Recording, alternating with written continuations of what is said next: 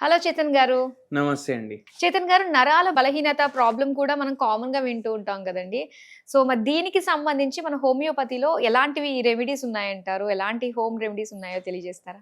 అరికాల్లో తిమ్మిర్లున్నాయి, అరికాల్లో మంటలున్నాయి అంటే చాలామంది ఏమనుకుంటారంటే వాళ్ళకు నరాలు ఎఫెక్ట్ అయినాయి అనుకుంటారు. హుహు. అరే! నరాలు ఎఫెక్ట్ అయినాయి, నరాలు దెబ్బ పడ్డాయి, చలో డాక్టర్ దగ్గర పోయి చూపించుకుందాం అంటారు. అప్పుడు వీళ్ళకి ఏం తెలుస్తదంటే వీళ్ళకు షుగర్ వ్యాధి కూడా ఉంది అనేసి తెలుస్తది. ఎందుకంటే డాక్టర్ దగ్గర పోతే టెస్ట్ చేపిస్తాం గదా! అవును. అప్పుడు చాలా మందికి షుగర్ వ్యాధి బయట పడతది. హ్మ్. మీకు ఇంకోటి చెప్పాలంటే ఏ స్టేజ్‌లో బయట పడతదంటే వాళ్ళ హెచ్‌బీఏవన్సీలు 10, 12, 11, 13 ఉంటాయి. అంటే ముదిరిపోయేంత వరకు బయటపడదనమాట. బయట పడదు. ఆ! చాలా మంది మీరు చూడండి, ఇప్పుడు ఎవరైతే హెల్త్ ఇన్స్యూరెన్స్‌లకు అప్లై చేస్తారో, హ్మ్. ఎవరైతే ఎంఎన్‌సీలలో పనిచేస్తారో, ఎవరైతే లైఫ్ ఇన్స్యూరెన్స్‌లకు అప్లై చేస్తారో, వాళ్ళు మాత్రమే రెగ్యులర్‌గా పరీక్షలు చేపించుకుంటారు. హ్మ్. ఎవరైతే పిల్లలు బయట అమెరికాలో ఉంటారు కదా! ఇప్పుడు అమ్మ, నాన్న వస్తున్నారంటే, "అరే డాడీ మొత్తం టెస్ట్‌లు చేపించుకొని రండి బై. హ్మ్. ఇక్కడొచ్చి మళ్ళా పరేషాని వద్దు మనకు" అనేసి హ్మ్. వాళ్ళు కూడా చేపిస్తారు. హ్మ్. కానీ మాక్సిమం ఇండియా పాపులేషన్ ఇయర్లీ ఒకసారి వాళ్ళది చెకప్ చేపించుకోరు. హ్మ్. ఏమైనా అయితే బై మిస్టేక్ హాస్పిటల్‌కి పోతే తెలుస్తది. అవునవును. నేను కూడా అంతే. ఏదన్నా అయితేనే గాని దాని జోలికెళ్ళమింకా. ఎందుకంటే నాకు ఒక పేషెంటే చెప్పిర్రు. ఆ! నేను చెప్పిన 42 ఏజ్ హ్మ్. మన దగ్గర వచ్చిండు. షుగర్ వ్యాధి రిపోర్ట్ తీసుకొని వచ్చిండు. హ్మ్. 11 ఉంది హెచ్‌బీఏవన్సీ. ఫాస్టింగ్ పోస్ట్‌లంజ్ కూడా ఎక్కువున్నాయి. హ్మ్. మనం ఒకటే అడిగినాం. ఎట్లా తెలిసింది అంటే, "ఏముంది సార్, నాకు సడన్‌గా ఫీవర్ ఏమో వచ్చింది. హ్మ్. తగ్గట్లేదు కోవిడ్‌లో" అనేసి హాస్పిటల్‌లో జాయిన్ చేస్తే, అప్పుడు షుగర్ ఉందనేసి తెలిసింది. హ్మ్. అంటే ఏంది ఇట్లా ఏమైనా కండిషన్ వస్తేనే మనకు తెలుస్తది. వెళ్తున్నాం. అవును. ఎందుకు చేపియలేదు మీరు అంతకుముందు? 42 కదా మీ ఏజ్. హ్మ్. ఇద్దరు పిల్లలున్నారు, అన్నీ ఉన్నారు. ఎందుకు చేపియా? ఎప్పుడు అవసరమే పడలేదు అంటున్నాను. హ్మ్. అరే! అందరు మీతోటి పని చేసేటోళ్ళు గాని, ఎవరో జేపించుకుంటారు గదా! షుగర్ వచ్చిందని ఎవరో అంటారు. సార్ నేను ఏమనుకుంటా అంటే, నేను పోయి పరీక్షలు చేపించినా అనుకోండి, లేనివి అంటే ఏది తెలవదు అవి ఇంకా 10 బయట పడతాయి. ఓకే. ఇంకా టెన్షన్ ఆ! అనేసి అంటారు. అయితే ఇది చాలా పెద్ద మిత్. మీరు జేపించుకోవాలి టెస్ట్. ఎందుకంటే రోగం ఒకవేళ రాలేదనుకోండి, హ్మ్. ఇప్పుడు మీరు ఒక 10,000 పెట్టి ఏమేమో టెస్ట్‌లు చేపించిర్రు. హ్మ్. ఏం రోగం రాలేదనుకోండి. అరే! ఏం రాలేదు 10,000 వేస్ట్ అయ్యాయని అనుకోవద్దు. హ్మ్. అరే 10,000 పెట్టినా నాకేం రోగం లేదు అని సంతోషపడాలి. ఆ! అవునా కాదా? అలాంటి పరిస్థితే. కానీ 10,000 పెట్టి రోగాలొచ్చినాయి. అరే! హ్మ్. 10,000 గూడా పోయినాయి. రోగాలు గూడా వచ్చినాయి. రోగాలొచ్చినాయి. మళ్ళా ఇప్పుడు దానికి ట్రీట్‌మెంట్‌కి మళ్ళా పైసలు ఆ! అని అనుకోవద్దు. అవును. ఏమనుకోవాలి? అరే! మనకి ఇవి రోగాలున్నాయని తెలిసింది. హ్మ్. ఇప్పుడు దీన్ని ట్రీట్‌మెంట్ చేస్తే ఒక 500లో, 1000లో, 5,000లో అయిపోతది. హ్మ్. లేకపోతే 5,00,000 అవసరం పడుతుండే. 10,00,000 అవసరం పడుతుండే. అవునా కాదా? అవునవునండి. అయితే ఇట్లా ఆలోచించాలి. పాజిటివ్‌గా ఆలోచించాలి. హ్మ్. అది మనం జేయం.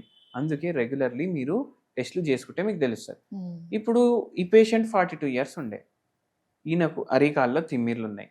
అరికాల్లో మంటలున్నాయి. హ్మ్. తొడ భాగంలో నొప్పులున్నాయి. చక్కరొస్తుంది. హ్మ్. మళ్ళా స్టెప్స్ ఎక్కేటప్పుడు జల్ జల్ అంటున్నాయంట కాళ్ళు. హ్మ్. ఎక్కడ పడిపోతా అనేసి భయం అయితుందంట. ఏంది ఇప్పుడు? సార్ నాకిప్పుడు షుగర్ తగ్గాలి.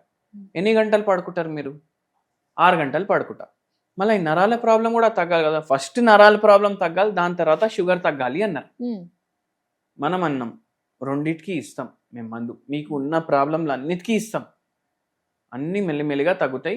చెప్పేటట్టు వినాలి. హ్మ్. వెయిట్ గూడా జర ఎక్కువ సైడే ఉండే. 90+ ఉండే. మనం చెప్పినాము. మీరు ఇప్పుడు షుగర్ వ్యాధి ఉంది. ఈ నరాలు దెబ్బబడ్డాయి. ఇది షుగర్ వల్లనే దెబ్బబడ్డాయి మీకు. అవునా? షుగర్ వల్ల నరాలు గూడా దెబ్బబడతాయి అనేసి పేషెంట్ అడిగిండ్రు. హ్మ్. మనం ఏం చెప్పినాం? అరే నరాల బలహీనత రావడానికి కారణాలు ఎన్నో ఉంటాయి. దాంట్లో షుగర్ ఒకటి ప్రామినెంట్ కారణం. మళ్ళా బానే ఉన్నా గదా! తిరుగుతున్నా, బైక్ మీద తిరుగుతున్నా, సినిమాకి పోతున్నా, ఎంజాయ్ చేస్తున్నా, ఆఫీస్‌కి పోతున్నా అంటే అవన్నీ నడుస్తూనే ఉంటాయి. లోపల డ్యామేజ్ గూడా నడుస్తూనే ఉంటది. హ్మ్. అవునా అవును. గదా! అవును. అయితే అట్లా ఉంటది షుగర్ వ్యాధి. అంటే హిడెన్ ఉంటది బాడీలో. దానివల్ల ఏమేమైతుంది తెలిసినప్పుడు వరకు చాలా లేట్ అయిపోతది. హ్మ్.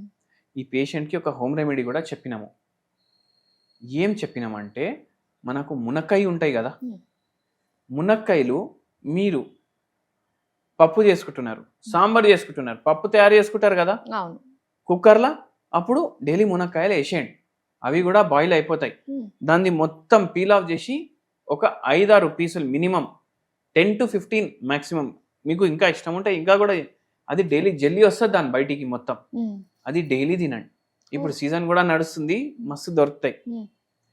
ఇది మనకు నరాల బలహీనతకి చాలా మంచి హోమ్ రెమెడీ. ఓహో, ఓకే. మళ్ళీ ఇంకోటి ఏం చేయొచ్చు అంటే, ఈ మునక్కాయలు బాయిల్ చేసుకోవాలి వాటర్లో. మంచిగా దాన్ని వాటర్ ప్లస్ 1 గ్లాస్లోనే బాయిల్ చేయండి మీరు. దాన్ని మంచిగా దంచేసేయండి.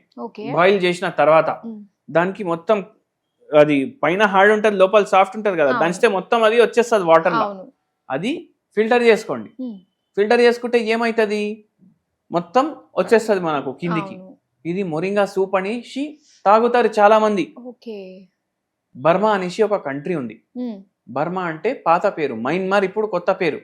అక్కడ మొరింగా సూప్ అంటే చాలా ఫేమస్. మీరు కూడా తాగండి మొరింగా సూప్ డైలీ ఒక పూట. నరాల బలహీనతలో కొంచెం మీకు డిఫరెన్స్ అనిపిస్తుంది. దాంతోపాటు ఈ పేషెంట్కి హోమియోపతి మందులు కూడా ఇచ్చినాం.